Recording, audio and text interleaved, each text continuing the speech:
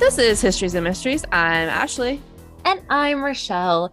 And you might notice that we are missing a familiar name here this evening. We are. Fortunately, Jess cannot be with us, but we do want her to know that we are thinking of her and we can't wait to have her back. Yeah, she's been having a rough week. Her grandmother passed away, and then a few days later, she had to put her dog down. So she just needed some time to mentally, emotionally recoup. And so she's taken the week off.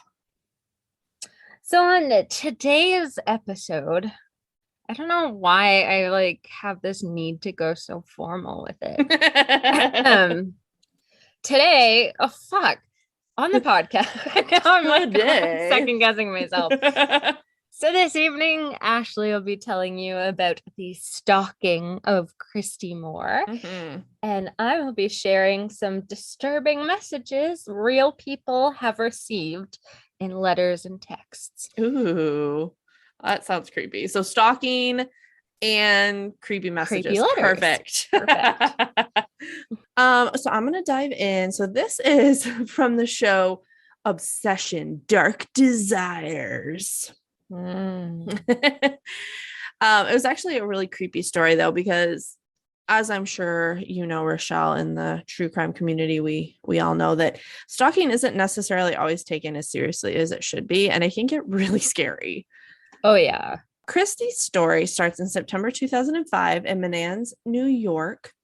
She was living with her boyfriend Shane at the time, and she said he was super devoted to her. I would do anything for her. And then she found out she was pregnant, and he was hesitant at first, but then once he, kind of accepted the thought of it, he was very excited.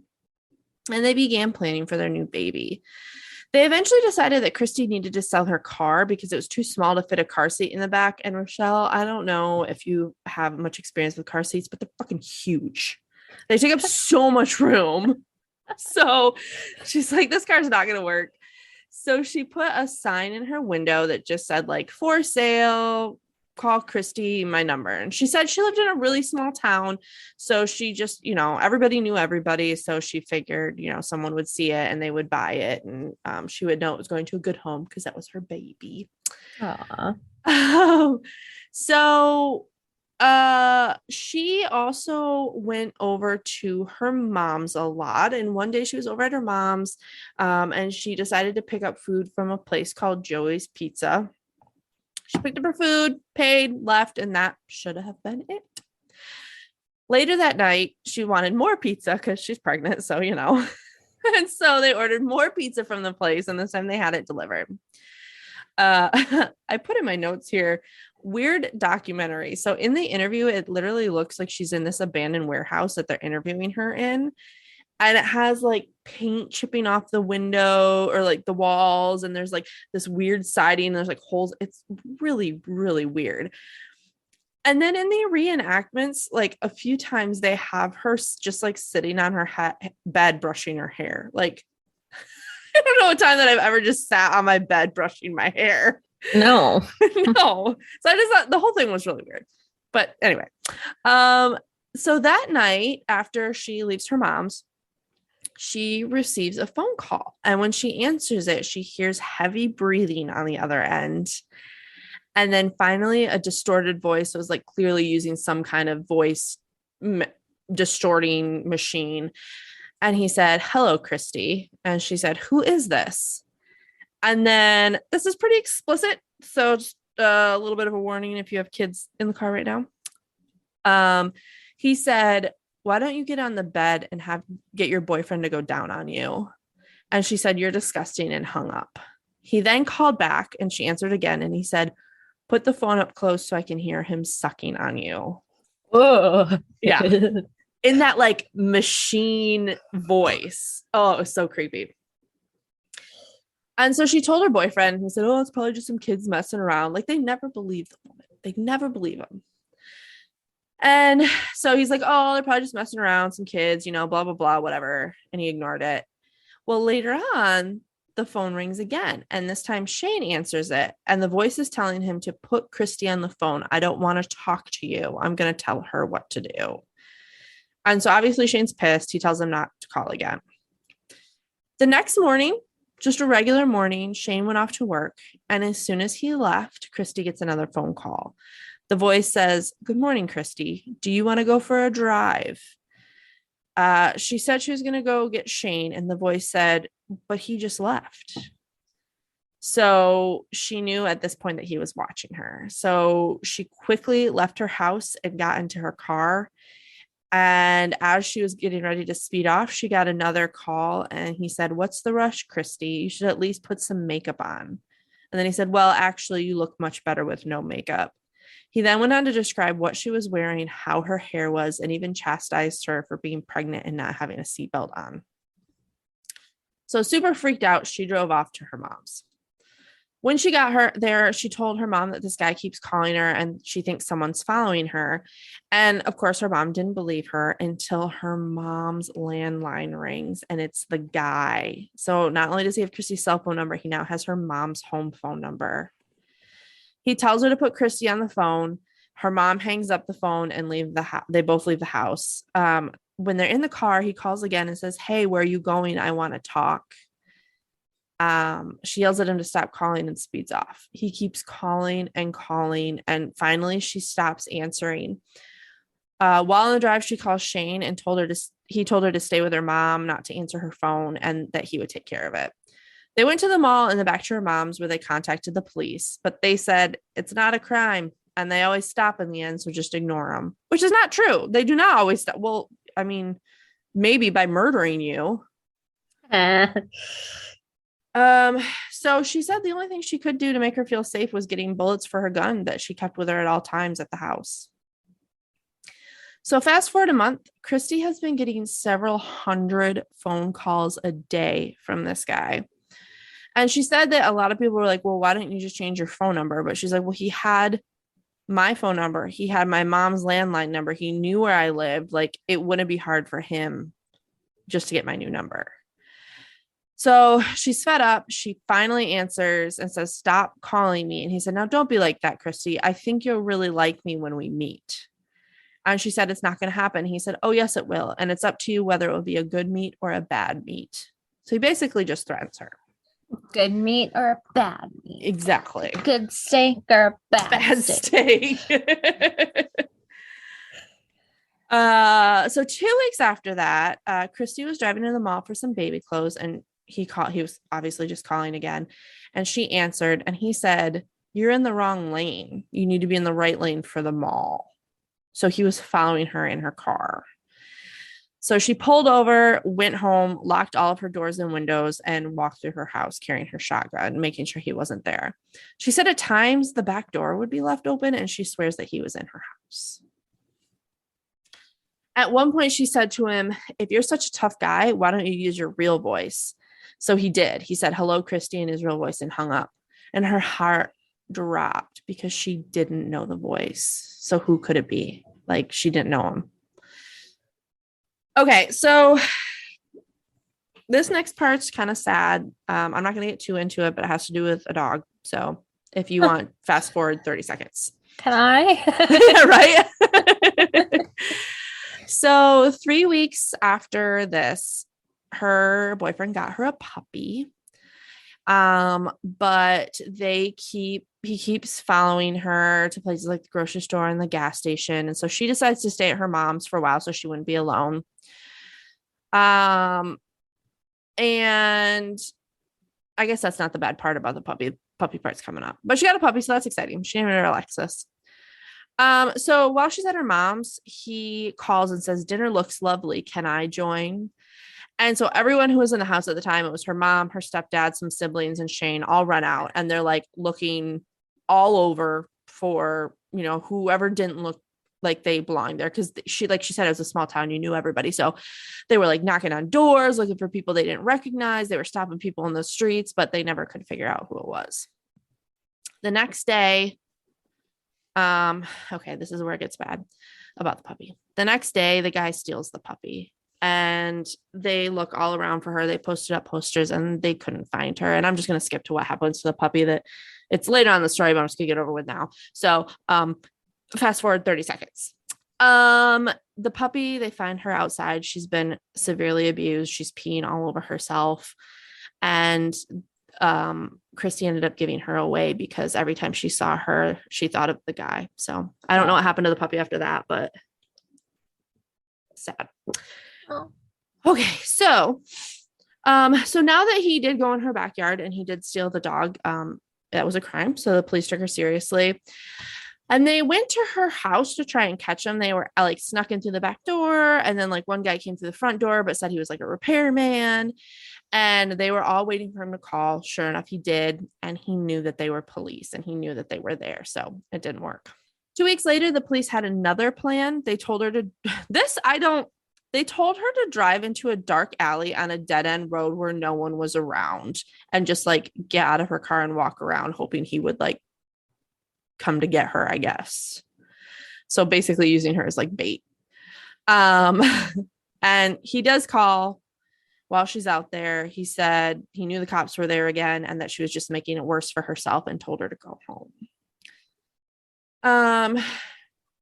So they tried another plan, and I don't know why they didn't do this in the first place, but he called again. So mind you, this has been months of this guy calling she said almost 500 times a day. And she said if she didn't answer, that when she did answer, he'd be really like mad and like call her a bitch and like become unhinged. So she was almost scared not to answer. So the police finally said, all right, you know what? We are going to take the cell towers to pinpoint his location. Which again, I don't know why they didn't do in the first place, but they finally did this and they found him.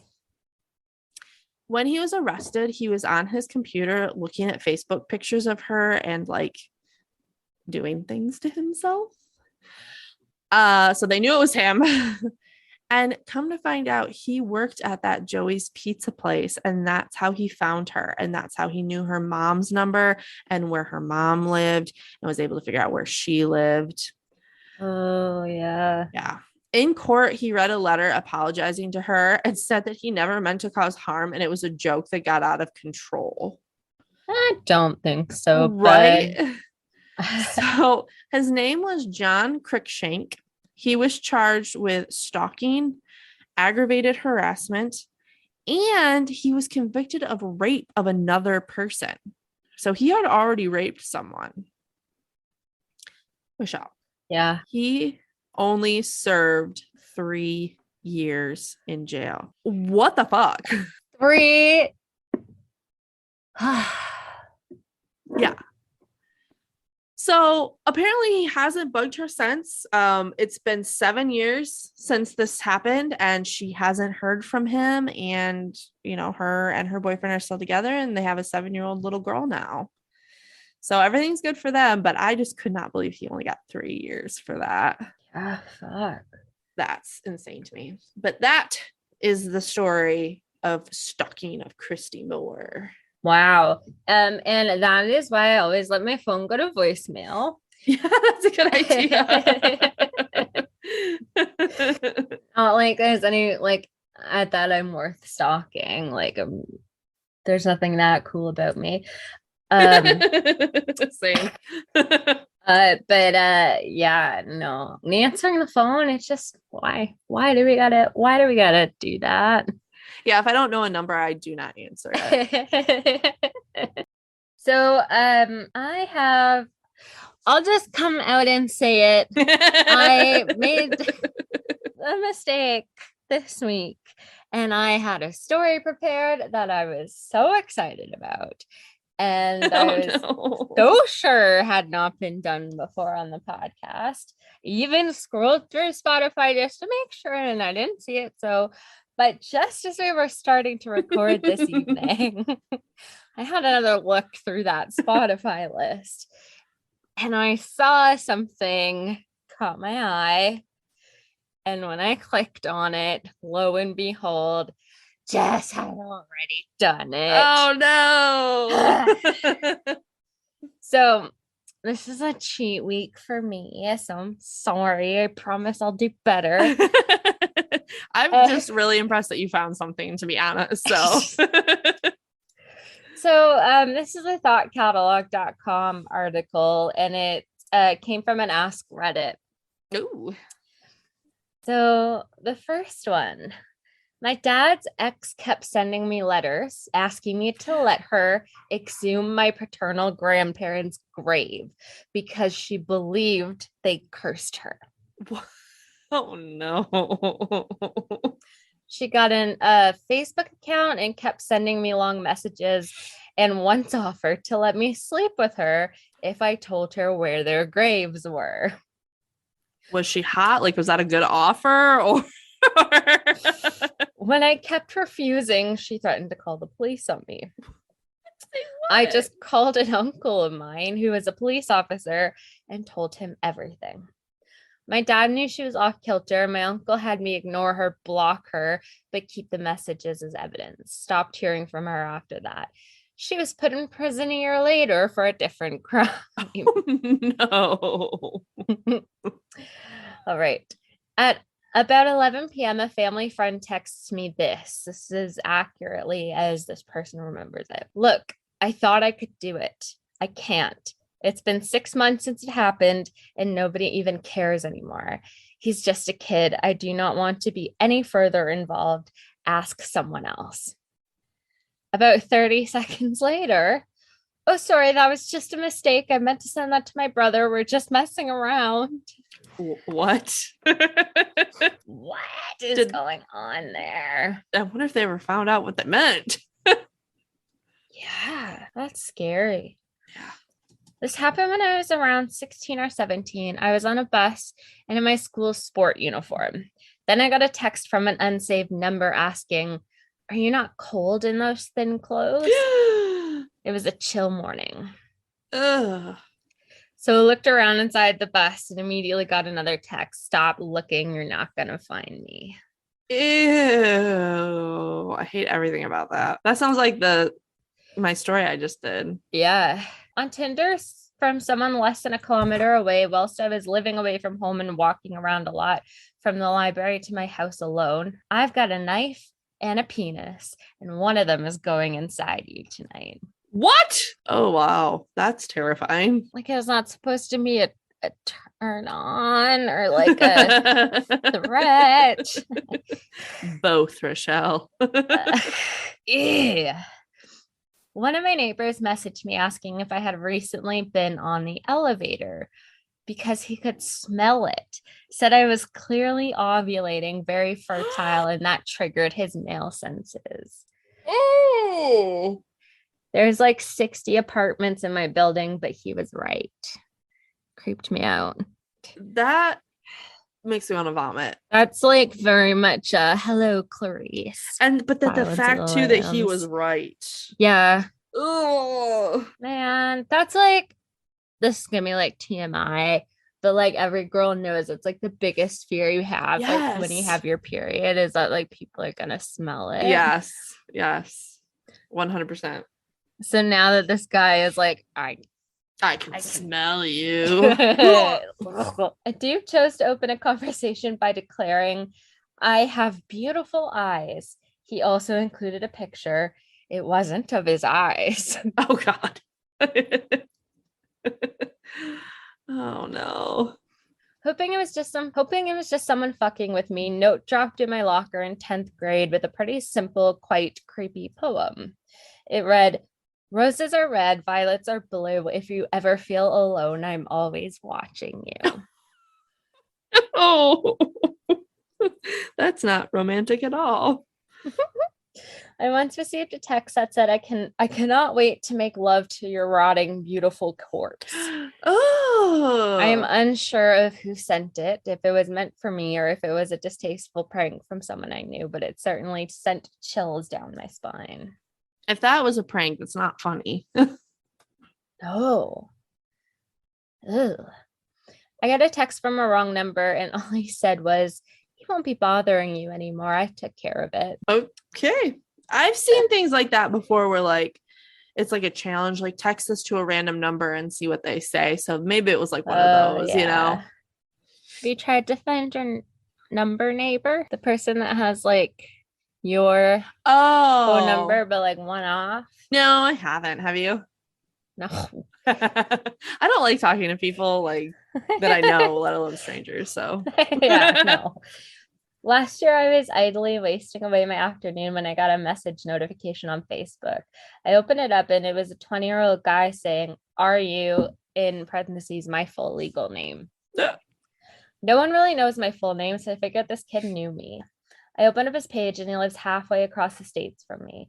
We have no mutual friends, and as far as I can tell, we would have had no way to ever meet.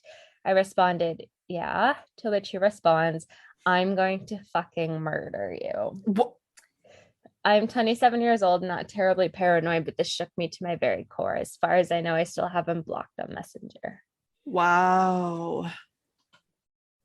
That's terrifying. A random number sent me a long SMS in which he argued that I shouldn't be fucking truck drivers for cheap money when I can hook up with him and his rich friends for more money. I replied that I'm a guy and he probably has the wrong number. To which he replied he knew who I am and gave me my university dorm address. Oh, God. I blocked him instantly, but it creeped me out so much then. It may be a prank, but didn't sound like one. And I was an international student, so I didn't really have friends who would prank me like this. But I mean, a good money making opportunity, it sounds like. I mean, it depends on where your morals lie. Right, exactly. I'd go for the higher money option. Yeah, for sure. He's just trying to help a brother out, you know? Guy was writing me on Grindr. I wasn't interested, so I said I wasn't interested. Keeps persisting that we should meet tonight. I was like, I'm assuming that means whatever. It's like W/E.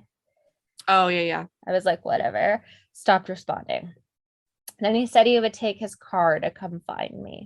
Ew. When I refreshed the app, I saw the distance drop from 3,000 meters to 200 meters. Ew. He was like, "I'm close now." Then I blocked him, turned off all the lights in my apartment. I live on the first floor. Now I'm careful to have distance showing on dating apps. Oh, that's terrifying. My friend died in February of 2008. 2 weeks after his funeral, I had a voicemail, but no missed call. I listened to it, and it was my friend who just passed. His message said, "Hey, call me back, biatch. Let's hang." Oh, no. Creeped me the fuck out. Called the phone company. And the only explanation they could give me was that his phone must have died in the middle of the voicemail sending, and it must have finished when his family charged his phone and turned it back on. Or the afterlife is popping and he wanted him to come party. A few years ago, when I was still in high school, I had finished class and got off the bus in the city and began walking home. About halfway, this random lady out of nowhere stopped me and said, "You will lose your first 2 seeds to the earth." Ugh. I brushed it off and thought nothing of it. And never again did I ever see this woman or think of it again. Fast forward to a couple of weeks ago, I miscarried my first pregnancy and they were twins. Oh, sad and creepy all at the same time. Oh, man, you hear like those stories of people that like run into like a weird person on the street that like says something that makes no sense, and then like years later they're like, it happens. Yeah. That's so creepy. Guy who was my lab partner in high school wrote me a note complete with a picture that said, "I will kill you and make a sofa out of your skin." Oh, that's lovely. With no context. I still have the note. Oh my gosh. A few years later, he murdered a coworker over a computer. Oh my gosh. My mom got a phone call at about 2 a.m. one morning. The man on the phone said, "Mrs. So-and-so, we've just arrested your son. He's a sick bastard and he's going to pay. We have sent people to your other son's apartment now. Don't expect to ever see them again. They will pay for their crimes." Oh my gosh. She called me frantic, wanting to check I was safe, and then told me that 2 nights previous, at around the same time, she had similar calls threatening to come after my brother and I. Oh my gosh, that's so creepy. Mm-hmm. I really want to know like what happened in these things, you know? Yeah. I was driving and my phone went off. I don't answer while driving. It went to voicemail. Good for you. There we go. In the car. It was a woman in a heavy accent begging for a name to help her. She was pleading into my voicemail saying it wasn't long now and to please hurry. The voice faded away, almost like they slowly pulled the phone away from their head, and the line went dead. I called the number back. I was almost panicking with confusion over what was going on, but it was no longer in service. Kept me up for days. Oh, that is sad. Oh, I have a real one. Do you? We will see. I stopped dating a guy and eventually stopped replying to him after he got creepy. Man, that's such a relatable thing. Yeah. Guys, why could be so creepy? And don't send dick pics, guys. Girls never want to see them unless they specifically ask you for them. They never want to see them. They just laugh at them. And show all their friends. Yeah, just don't do it. So if you don't want your dick seen by everyone, Yes. don't do it. Just don't. Weeks later, he sent me a picture of mutilated male genitals and a message along the lines of, "Will he reply to me now?" Ew, no. No, because one, you don't have a fucking dick anymore. So, and two, you've been creepy from the beginning. Yeah, dang. There's so many of these. I'll just do like a couple more. Okay. Someone posted a postcard through our door without a stamp on it and said, "We are watching you," with a drawn smiley face. Ew. It was addressed to me and had our address written on it. Creepy indeed. Oh, I hate that. This might have been spam, but I got a voicemail about a month ago from a local prison asking if I can accept a call from an inmate. No, thank you. I would. I'd be like, how cool would that be? Make it a conversation with, like, I don't know. I'd be afraid that like I'd somehow give out too much information that they'd be able to like find me. Oh my gosh, Ashley. There's a website here in Canada called Canadian Inmates Connect. Oh no. And it is a dating site run by this like woman in her house. But she basically has all these guys from the federal prisons make up like a dating profile. And then they would like, she connects them with somebody, like, so they can be pen pals or whatever. And on their bios is usually like a picture of them somewhere in the jail. And then it says like name, what they're looking for, and what they're in for. And it's so funny because their bios are all like, "I'm such a sweet guy. I'm very sensitive." And then it's like in for, I don't know, like attempted murder and convicted of arson. Like, oh God. Sometimes women are crazy, man. They like, I mean, you see how they just go crazy for like serial killers and stuff and like want to marry them. I don't get it. oh yeah, that's the girl. She's not that pretty or something like that. From my ex, after a while after we split, in my home at night at an angle you could only see if you were on my balcony. First floor is more like patio, but the look feel was more like balcony. I got up to turn around and heard a bang and a scurry, and assuming she fled into the night. Oh, and she lived about 2.5 hours away. Okay. Hate that. Let me just finish with this one. Because it's number 22, and that's my lucky number. I once received a message from a random number saying, "How's your show?" I was in fact watching TV, but I just deleted it and kept on with my night.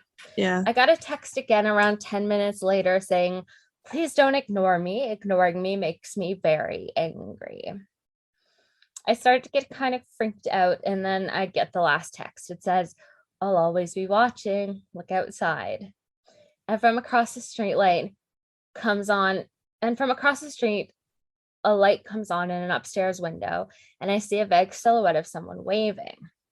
Long story short, this guy wasn't even living in that house.